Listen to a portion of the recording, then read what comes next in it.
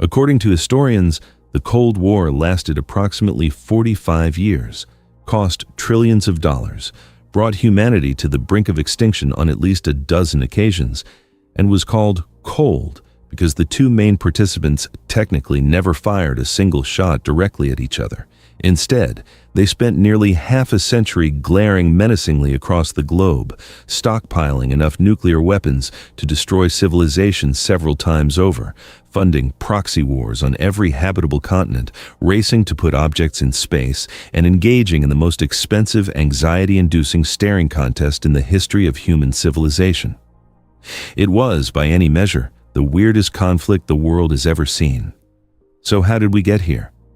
How did two nations that had just fought side by side to defeat one of the most evil regimes in history immediately turn on each other and spend the next 4.5 decades threatening to end all life on Earth?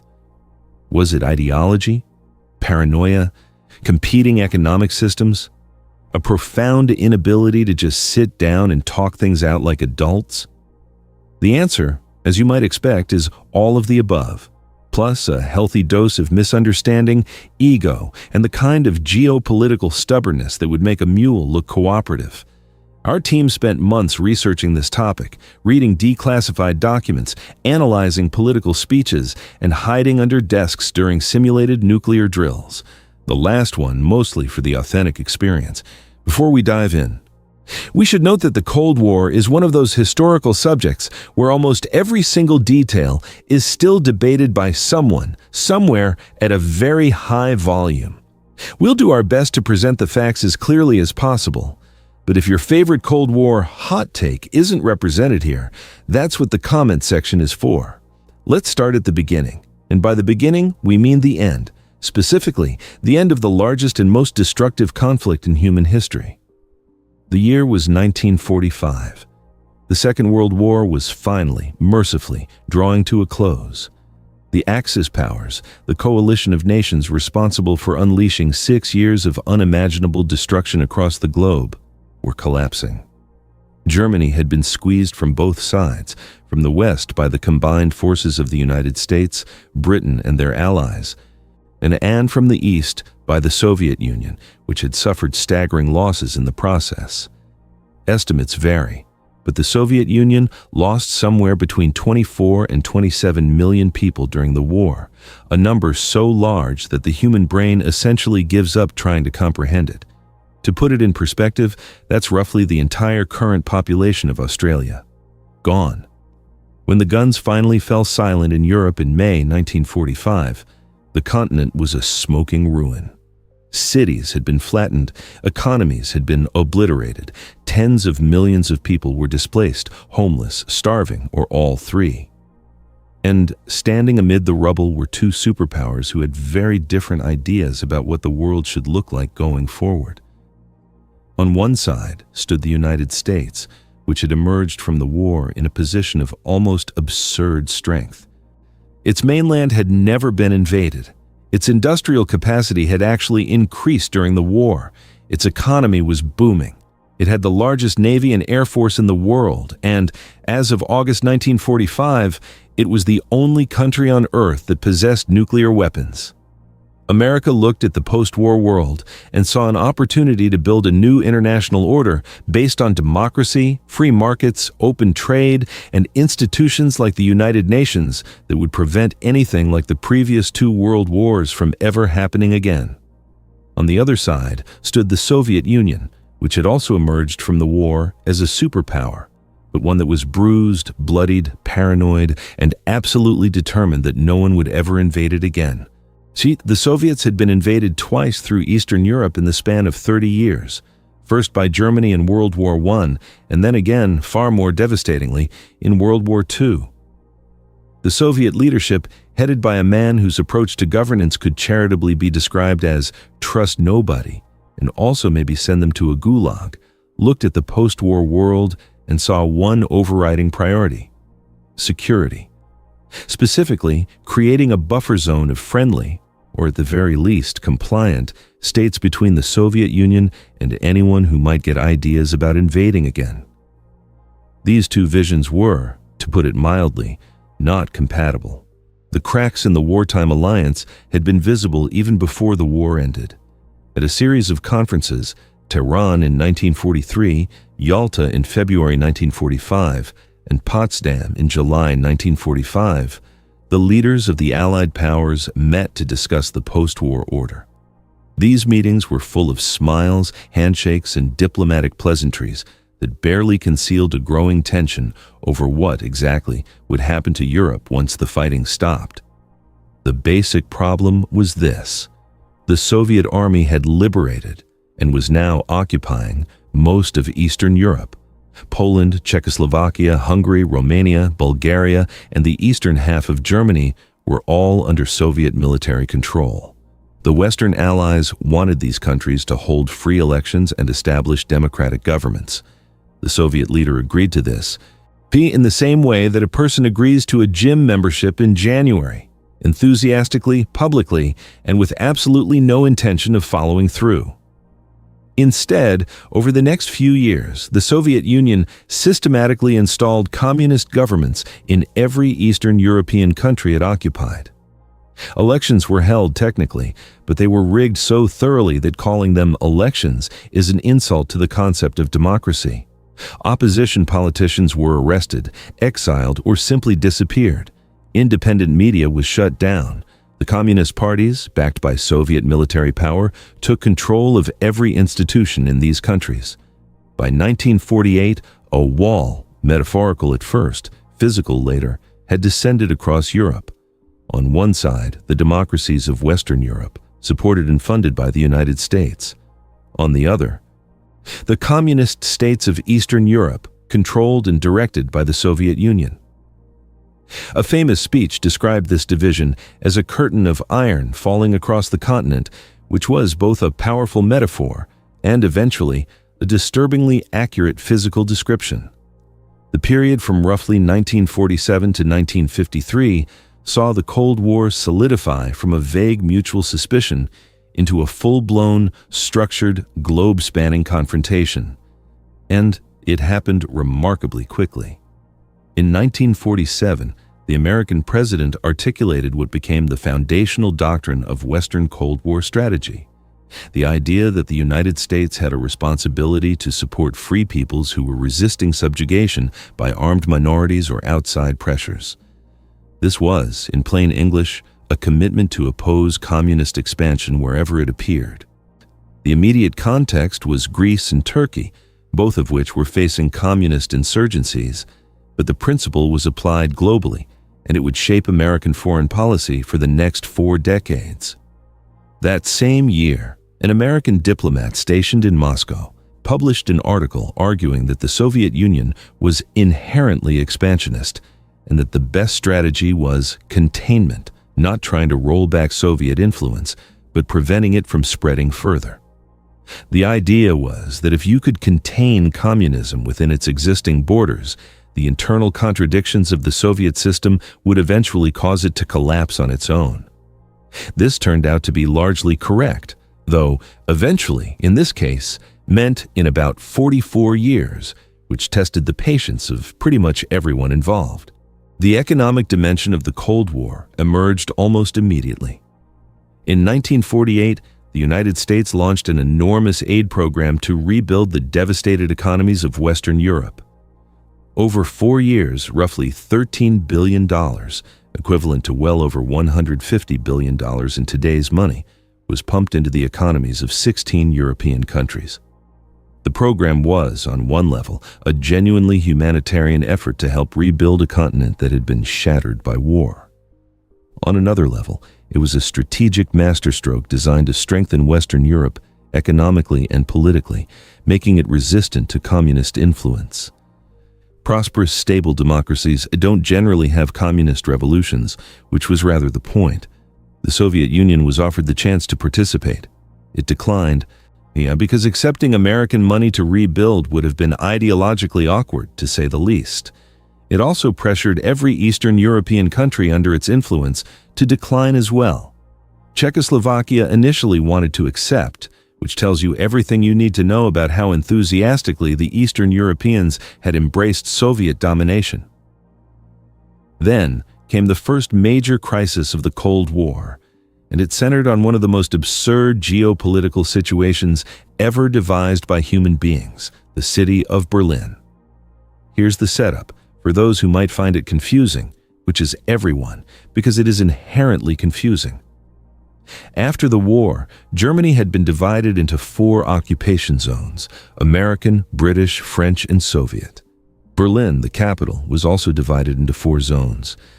The problem was that Berlin was located deep inside the Soviet occupation zone, about 100 miles from the nearest Western-controlled territory.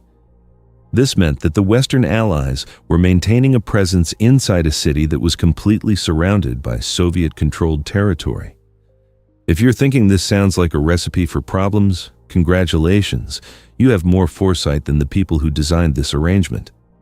In June 1948, the Soviet Union blocked all road, rail, and canal access to West Berlin, cutting off the 2.5 million people living there from all Western supplies. The idea was simple: starve West Berlin into submission and force the Western Allies to abandon the city, giving the Soviets control over all of Berlin and, symbolically, a major propaganda victory. The Western Allies had 3 options. First, they could abandon West Berlin, which would be a devastating political and moral defeat. Second, they could try to force their way through the blockade with military convoys, which risked starting World War III approximately 3 years after the last one ended. Or third, they could do something that almost everyone considered logistically impossible: supply an entire city of 2.5 million people entirely by air. They chose option 3. Over the next 11 months, American, British, and other Allied planes flew over 270,000 flights into West Berlin, delivering everything from food and fuel to coal and candy. At the peak of the operation, a plane was landing in Berlin every 30 seconds. Pilots dropped small parachutes with candy and gum for the children of Berlin, earning them a nickname from the grateful population. The whole operation was a logistical miracle, a humanitarian triumph, and also, let's be honest, a spectacular flex. The Soviet Union eventually lifted the blockade in May 1949, having accomplished nothing except making the Western Allies look heroic, unifying Western public opinion against the Soviet Union, and accelerating the formation of a Western military alliance. Well done, everyone. Of course, underlying all of this geopolitical maneuvering was the thing that made the Cold War fundamentally different from every previous great power rivalry in human history: nuclear weapons. When the United States dropped atomic bombs on 2 Japanese cities in August 1945, it had a monopoly on the most destructive weapons ever created. This monopoly lasted exactly 4 years. In August 1949, the Soviet Union successfully tested its own atomic bomb, an event that sent shockwaves, figurative ones, through Washington. American intelligence had predicted the Soviets were years away from achieving a nuclear capability. They were wrong, partially because the Soviet nuclear program had been significantly accelerated by espionage. Soviet spies within the American nuclear project had passed along crucial information. This revelation led to a wave of anti-communist paranoia in the United States that made the existing paranoia look like a gentle concern by comparison. The American response to the Soviet bomb was to develop an even bigger bomb, the hydrogen bomb, a thermonuclear weapon hundreds of times more powerful than the bombs that had devastated Japan. The Soviets followed suit, and thus began the nuclear arms race, a competition that would define the Cold War and terrify the planet for the next 4 decades. The logic of the arms race was deceptively simple and profoundly insane. Each side believed that the only way to prevent the other from using nuclear weapons was to have so many nuclear weapons of your own that any attack would be met with a retaliatory strike so devastating that it would destroy the attacker. This doctrine eventually became known as mutually assured destruction, which was helpfully abbreviated as MAD, because even the acronym knew this was crazy. By the mid-1960s, both sides had enough nuclear weapons to destroy each other several times over. The Soviet Union and the United States collectively possessed tens of thousands of nuclear warheads mounted on intercontinental ballistic missiles, submarine-launched missiles, and long-range bombers, all pointed at each other, all on high alert, all ready to launch within minutes of receiving the order. The destructive power involved was so vast that a full-scale nuclear exchange wouldn't just destroy both countries, it would likely trigger a nuclear winter that could end human civilization entirely. Sleep tight. If the Cold War had remained confined to Europe, it would have been tense enough. But it didn't. Over the course of the late 1940s and 1950s, the confrontation between the two superpowers expanded to encompass the entire globe, turning virtually every regional conflict, independence movement, and political dispute into a front in the larger ideological war. The first major hot conflict of the Cold War erupted in 1950 on a peninsula in East Asia that most Americans couldn't have located on a map 6 months earlier. The Korean peninsula had been divided along the 38th parallel after World War II, with the Soviet Union occupying the north and the United States occupying the south, because apparently dividing countries along arbitrary lines was just something the great powers did after every major war, with consistently terrible results. By 1948, two separate governments had been established: a communist state in the north, backed by the Soviet Union and the newly communist China, and a nominally democratic state in the south, backed by the United States.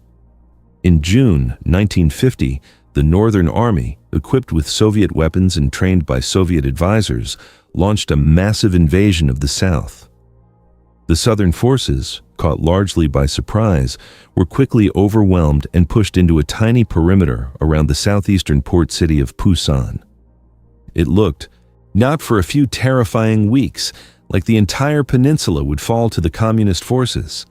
The United States, operating under a United Nations mandate, the Soviets were boycotting the Security Council at the time, which turned out to be spectacularly bad timing on their part, sent in troops. An audacious amphibious landing behind the northern lines at Incheon caught the invaders off guard and turned the tide of the war almost overnight. The UN forces, primarily American, pushed the Northern Army all the way back past the 38th parallel and continued north toward the Chinese border. This is the point where the war should have ended, but someone decided to keep going, and the Chinese government had made it very, very clear that they would not tolerate a hostile military force on their border. True to their word, in November 1950, roughly 300,000 Chinese soldiers poured across the border and slammed into the advancing UN forces. The resulting retreat was one of the most brutal in military history, conducted in sub-zero temperatures through mountainous terrain that made the steppe look like a beach resort. The war eventually ground to a bloody stalemate roughly along the original 38th parallel, the same line where it had started. After 3 years of fighting that killed millions of people, including roughly 2.5 million civilians, an armistice was signed in July 1953 that essentially restored the status quo ante. The peninsula remained divided. It remains divided to this day. The two countries are still technically at war.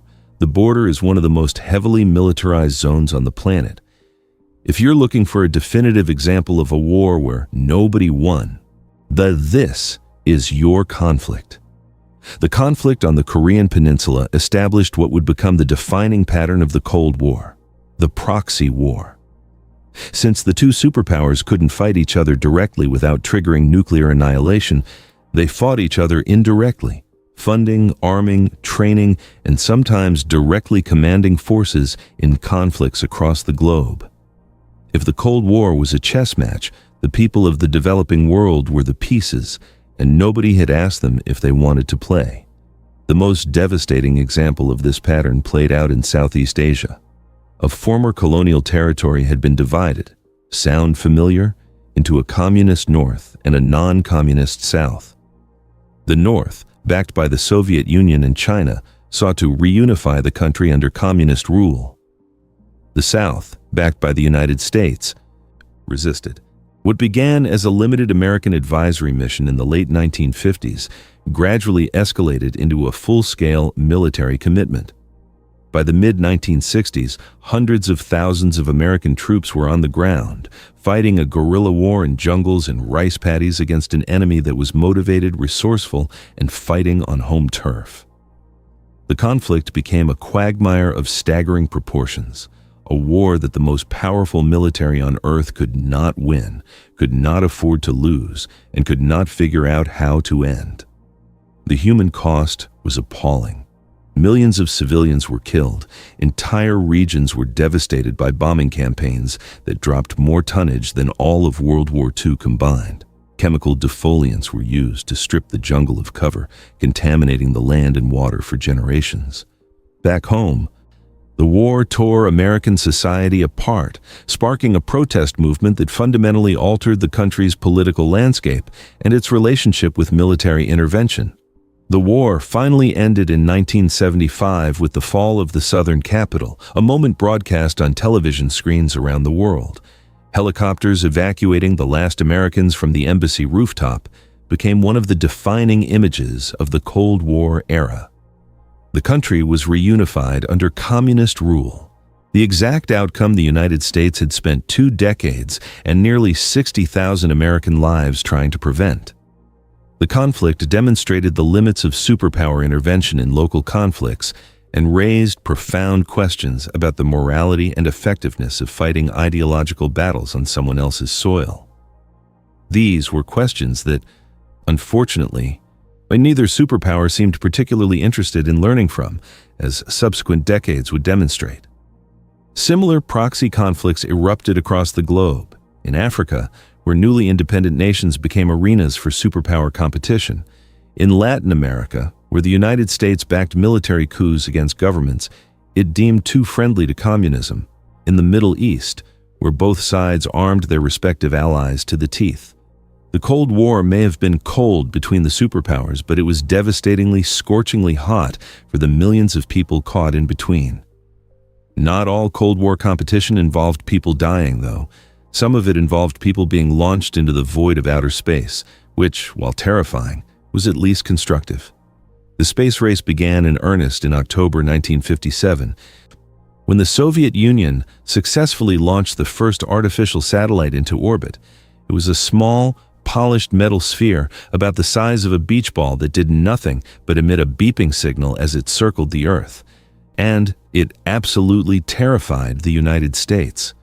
The fear wasn't really about the satellite itself. A beeping ball in space isn't inherently threatening. The fear was about what it implied. If the Soviets could launch a satellite into orbit, they could launch a nuclear warhead to anywhere on the planet. The technology was essentially the same. Overnight, the feeling of security that Americans had enjoyed from being separated from the Soviet Union by 2 oceans evaporated. The continental United States was now within range of Soviet missiles, and there was nothing anyone could do about it. The American response was a frenzy of scientific investment, educational reform, and national soul-searching that would be almost comical if the underlying anxiety weren't so genuine. Funding for science education skyrocketed. A new government agency was established specifically to coordinate the American space program. And the race was on. The Soviets racked up an impressive series of firsts: first satellite, first animal in space, a dog who unfortunately did not survive the trip, which remains one of the saddest footnotes in the history of space exploration. First human in orbit, a cosmonaut who circled the Earth in April 1961 and returned safely, becoming an international hero and giving the Soviet Union an enormous propaganda victory. First woman in space, first spacewalk. For the first several years of the space race, the Soviet Union was winning, and the United States was playing an increasingly desperate game of catch-up. The American president at the time responded to this string of Soviet achievements by setting an audacious goal: landing a human being on the surface of the moon and returning them safely to Earth before the decade was out. This was, at the time, roughly equivalent to announcing that you planned to build a functioning time machine by next Thursday. The technology didn't exist. The engineering hadn't been done. Nobody was entirely sure it was even possible. But the commitment was made, the money was allocated, an enormous amount of money, peaking at roughly 4% of the entire federal budget, and the work began. 8 years, $25.4 billion, and an almost inconceivable amount of engineering later, in July 1969, the two astronauts became the first human beings to walk on the surface of the moon. An estimated 600 million people, roughly 1/5 of the world's population at the time, watched the grainy television footage live. It was, by any measure, one of the most remarkable achievements in the history of the human species. It was also, from a Cold War perspective, a decisive American victory in the space race. The Soviet Union, which had been leading the space competition for years, never managed to land a human on the moon, though they had tried. The lunar landing demonstrated American technological superiority in the most visible, dramatic, and undeniable way possible. You can argue about economic systems and political philosophies until the end of time, but it's hard to argue with a guy standing on the moon holding your rival's flag. Well, not your rival's flag, his own flag, but you get the point. For all its proxy wars, propaganda battles, and ideological posturing, the Cold War is perhaps best remembered for the moments when it almost stopped being cold and became catastrophically, world-endingly hot. There were more of these moments than most people realize, and several of them came terrifyingly close to triggering a nuclear exchange that would have ended civilization as we know it. The most famous, and by most accounts the most dangerous, crisis of the Cold War occurred in October 1962, and it centered on a Caribbean island located roughly 90 miles off the coast of Florida. The island had undergone a communist revolution in 1959, overthrowing a corrupt American-backed dictator and replacing him with a charismatic revolutionary leader who quickly aligned the new government with the Soviet Union. This was, from the American perspective, deeply alarming. Having a Soviet-aligned communist state 90 miles from your coast was the geopolitical equivalent of discovering that your unfriendly neighbor had moved into the apartment directly next door.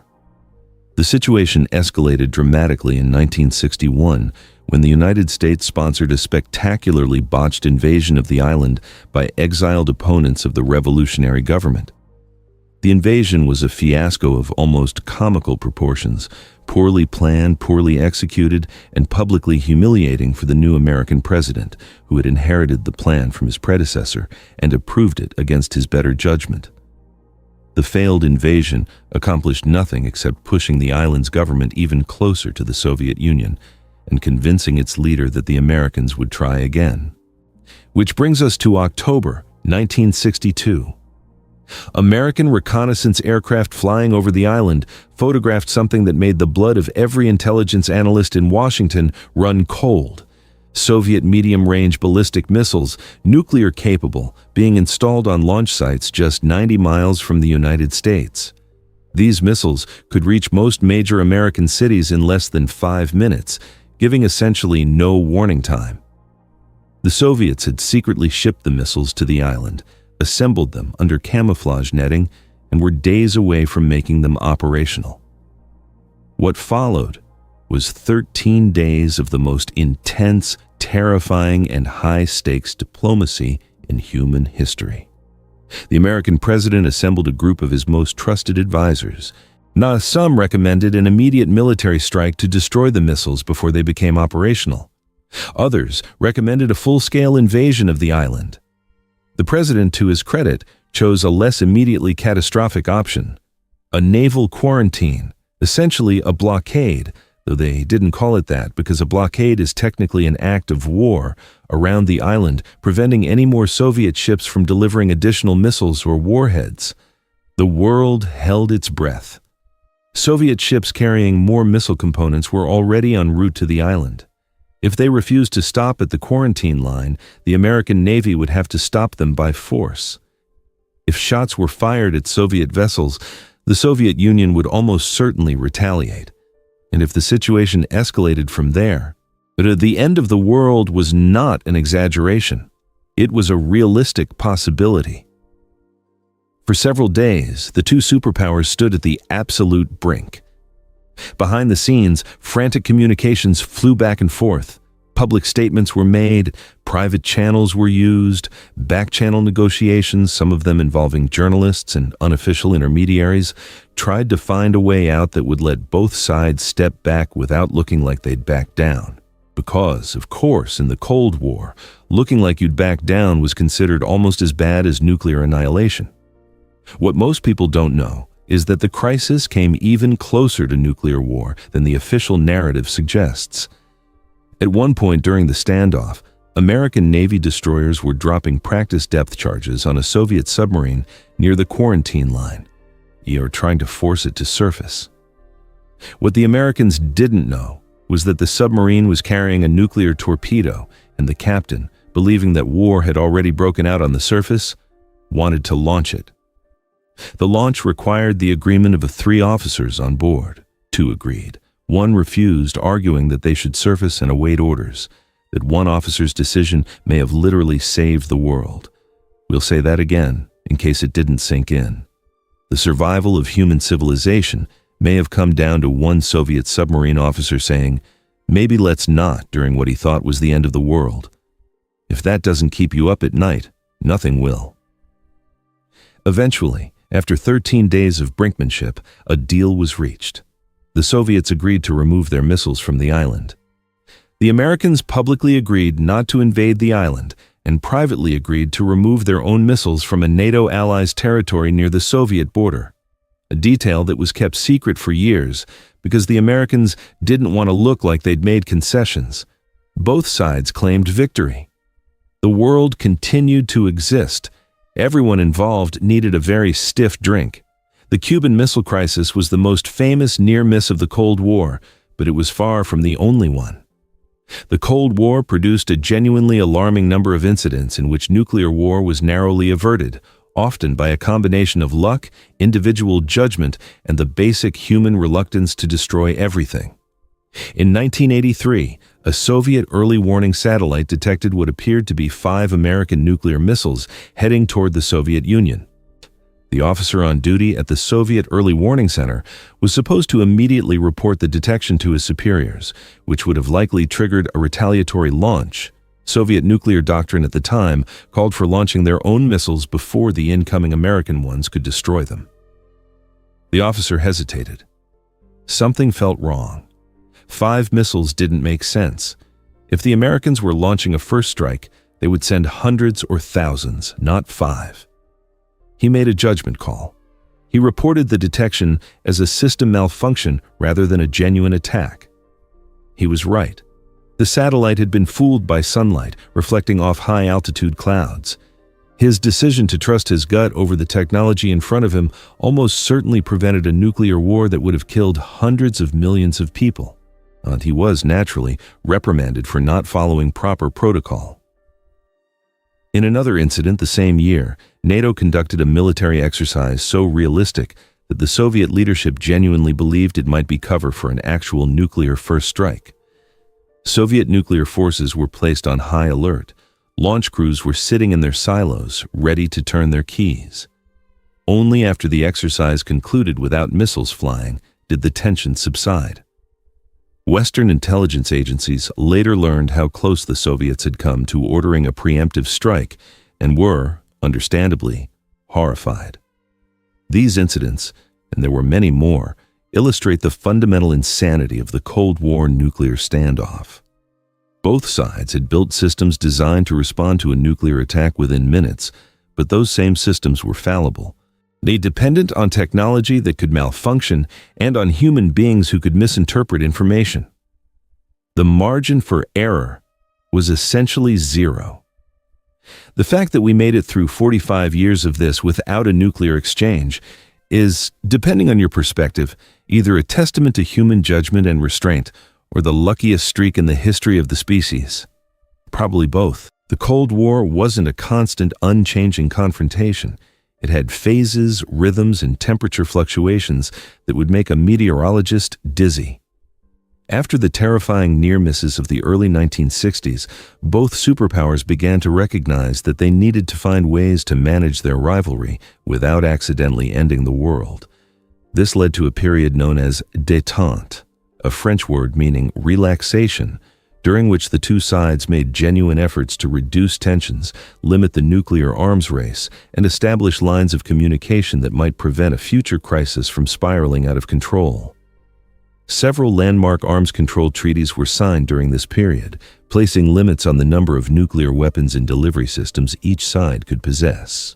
Via a direct communication link, the famous hotline was established between the two capitals so that leaders could communicate directly during a crisis instead of relying on the slow, error-prone process of traditional diplomatic channels. The hotline was originally a teletype machine, not a red telephone, which is much less dramatic than the movies would have you believe. Both sides also found areas where they could cooperate, or at least coexist without constant confrontation. In 1975, astronauts and cosmonauts docked their spacecraft together in orbit, shook hands in zero gravity, and shared a meal, which was both a genuine achievement in space cooperation and one of the most surreal photo opportunities in history. However, détente had its limits.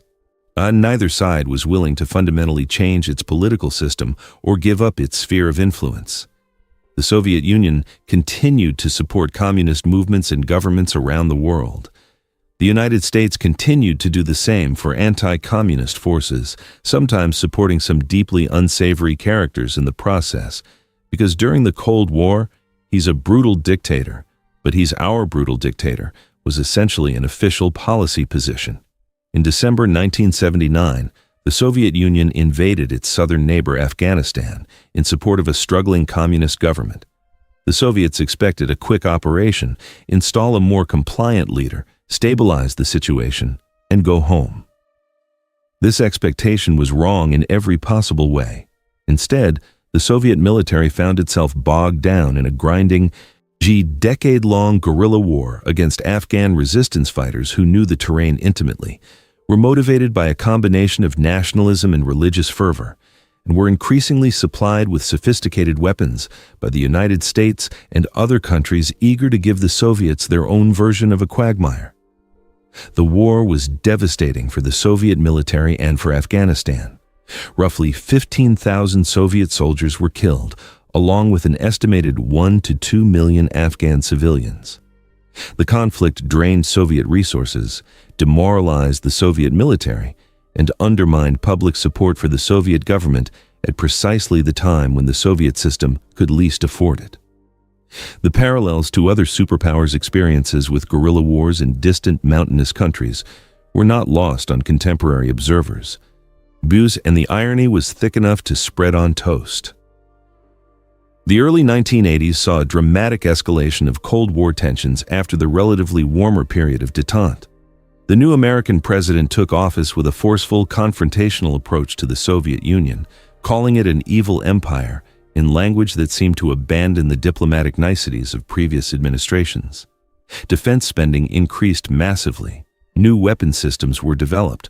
A controversial proposal for a space-based missile defense system, immediately nicknamed Star Wars by the media, a comparison the administration insisted it didn't love but also didn't exactly discourage, was announced.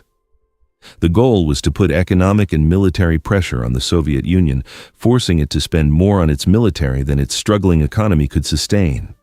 Whether this strategy actually caused the Soviet collapse, accelerated a collapse that was already inevitable, or simply happened to coincide with a collapse that would have occurred anyway, is one of the great debates of Cold War history. And it tends to fall along political lines with a predictability that would make a Swiss watch jealous. By the mid-1980s, the Soviet Union was in serious trouble. Its economy had been stagnating for years. Its technology was falling further and further behind the West. Its military was bogged down in Afghanistan. Its population was increasingly disillusioned with a system that promised equality and delivered shortages. And its leadership, which had been a revolving door of elderly men dying in office. 3 Soviet leaders died in the span of less than 3 years in the early 1980s. Which is less a leadership transition and more of a health crisis, was desperately in need of new blood. That new blood arrived in 1985 in the form of a younger, more dynamic leader who recognized that the Soviet Union needed fundamental reform if it was to survive. He introduced two concepts that would become synonymous with his leadership: openness in society and restructuring of the economy. The idea was to modernize the Soviet system, make it more transparent and responsive, and revitalize the stagnant economy, all while maintaining the basic framework of the communist state. It was a noble idea. It was also, as it turned out, roughly equivalent to trying to renovate a building while the foundation was crumbling underneath you. The reforms unleashed forces that the Soviet leadership could not control. Openness, it turned out, meant that people could finally say publicly what they had been thinking privately for decades, that the system didn't work, that the government had been lying to them, and that they wanted change. Real change, not just the rearrangement of deck chairs on an ideological ship that was very clearly sinking. Across Eastern Europe, populations that had been held under communist control for 4 decades sensed an opportunity. The Soviet leader had signaled that he would not use military force to keep the Eastern European communist governments in power, a dramatic break from previous Soviet policy, which had used tanks to crush uprisings in Hungary in 1956 and Czechoslovakia in 1968. Without the threat of Soviet military intervention, the communist governments of Eastern Europe had nothing to fall back on except their own legitimacy. And since most of them had approximately zero of that, things unraveled quickly. In 1989, the dam broke. Poland held partially free elections that resulted in a landslide victory for the opposition. Hungary opened its border with Austria, allowing East Germans to flee to the west. Czechoslovakia underwent a peaceful revolution. Romania's communist dictator was overthrown and executed, then making him the only Eastern European communist leader to exit power the old-fashioned way, violently. And then, on the night of November 9, 1989, something happened that no one had predicted, no one had planned, and no one could quite believe was actually happening. The Berlin Wall came down. The wall had stood for 28 years as the most visible physical manifestation of the Cold War divide. It had separated families, divided a city, and served as a grim daily reminder that Europe was split between two hostile systems. People had died trying to cross it. It had become the single most powerful symbol of the Iron Curtain. Its fall was, fittingly, somewhat accidental. An East German government official, during a press conference, was asked when new travel regulations allowing East Germans to cross to the West would take effect. Note apparently not having been fully briefed, he looked at his notes, shrugged, and said, "Immediately without delay." This was not, in fact, what the regulations said, but the statement was broadcast live, and within hours, thousands of East Berliners were streaming to the wall, demanding to cross. The border guards, overwhelmed and without clear orders, eventually opened the gates. What followed was one of the most joyful nights in modern history. East and West Berliners climbed on top of the wall, embraced, drank champagne, and began physically dismantling the structure with hammers, picks, and bare hands. Strangers hugged, people wept. The world watched in astonishment. It was the kind of moment that reminds you, after decades of geopolitical cynicism and nuclear anxiety, that sometimes, just sometimes, history delivers a genuinely good day. The fall of the wall was not the end of the Cold War, but it was the beginning of the end. Over the next 2 years, the Soviet Union itself began to come apart. The various republics that made up the Soviet Union began declaring independence one after another in a cascade that the central government was powerless to stop. Attempted reforms couldn't reverse decades of economic decline.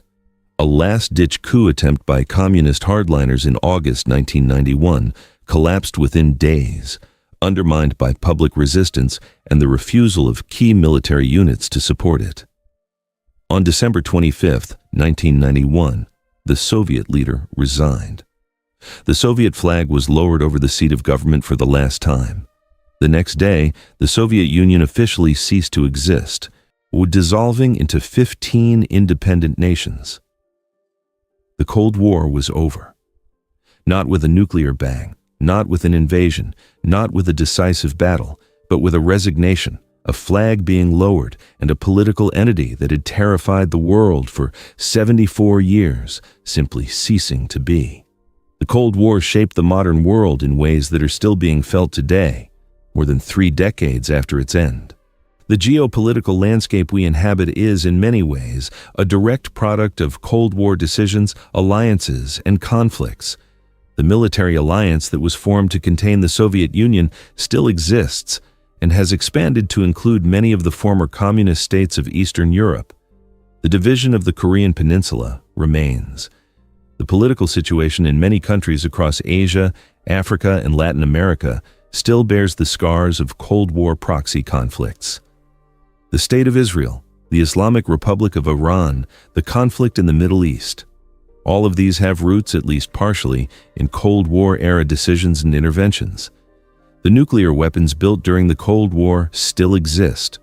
While the arsenals have been significantly reduced from their Cold War peaks, the United States and Russia still possess thousands of nuclear warheads, more than enough to destroy civilization.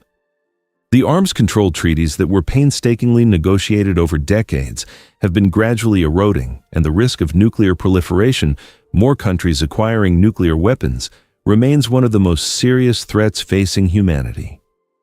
The technological legacy of the Cold War is enormous and, in many cases, surprisingly positive.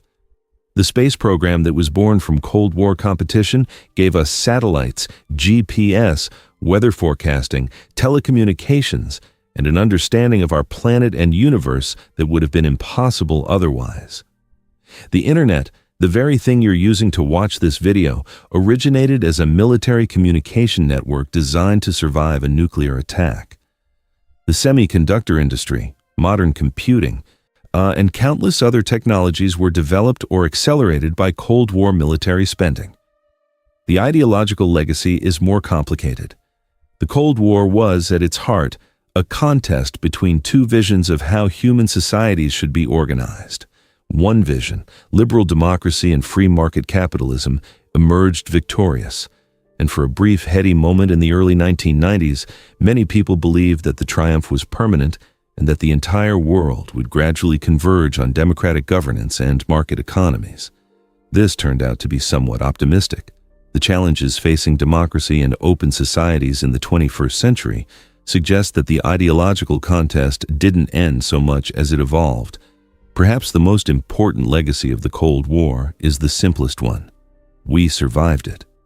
For 45 years, as humanity lived under the shadow of possible extinction, the weapons existed, the delivery systems were in place, the plans were drawn up, the scenarios were gamed out. On multiple occasions, the decision to launch or not launch came down to the judgment of individual human beings operating under extreme pressure with incomplete information. And every single time, the answer was, not yet, not today. Let's try something else. This is not a guarantee for the future. The nuclear weapons are still there. The tensions between great powers are, if anything, increasing rather than decreasing. The systems that prevented catastrophe during the Cold War, arms control treaties, diplomatic channels, shared norms about nuclear use, are fraying. The lesson of the Cold War is not that we're safe. The lesson is that we've been extraordinarily lucky, and that luck is not a strategy. The Cold War was, in the end, a story about fear, fear of the other side, fear of annihilation, fear of a world remade in someone else's image. It was fought with weapons, with words, with money, with science, with propaganda, with proxy armies, and with spies. It reshaped every corner of the globe. It gave us the space age and the nuclear age. It divided nations, separated families, and consumed the energies of generations. And it ended, not with the apocalypse that everyone feared, but with a whimper, a resignation speech, a flag being folded, and a quiet, almost anticlimactic realization that the thing everyone had been afraid of for half a century was simply over. Did you know these details about the Cold War? If not, what surprised you the most? Let us know in the comments below. And in the meantime, check out our video on how the Mongols conquered half the world, or this one instead.